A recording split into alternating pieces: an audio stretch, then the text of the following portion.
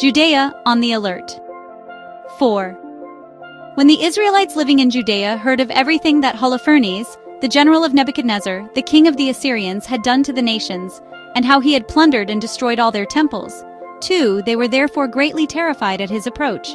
They were alarmed both for Jerusalem and for the temple of the Lord their God. 3. For they had only recently returned from exile, and all the people of Judea had just now gathered together, and the sacred vessels and the altar and the temple had been consecrated after their profanation. 4. So they sent word to every district of Samaria, and to Kona, Beth-horon, Belmain and Jericho, and to Choba and Asora, and the valley of Salem. 5. They immediately seized all the high hilltops and fortified the villages on them and stored up food in preparation for war, since their fields had recently been harvested. 6. The high priest, Joachim, who was in Jerusalem at the time, wrote to the people of Bethulia and Betamestaim, which faces Esdraelon opposite the plain near Dothan, 7, ordering them to seize the mountain passes, since by them Judea could be invaded, and it would be easy to stop any who tried to enter, for the approach was narrow, wide enough for only 2 at a time to pass.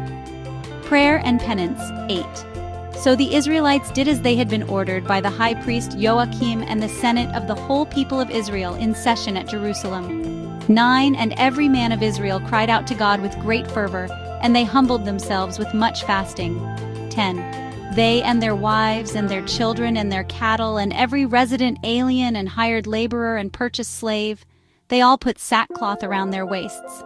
11. And all the Israelite men, women, and children living at Jerusalem prostrated themselves before the temple and put ashes on their heads and spread out their sackcloth before the Lord. 12.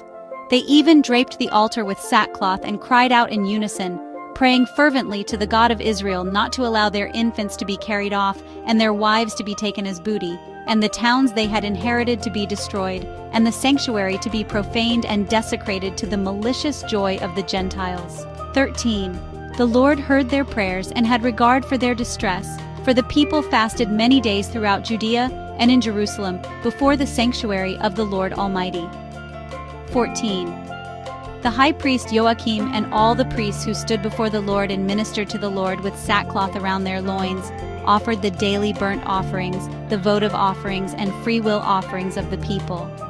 15. With ashes on their turbans, they cried out to the Lord with all their might to look with favor on the whole house of Israel.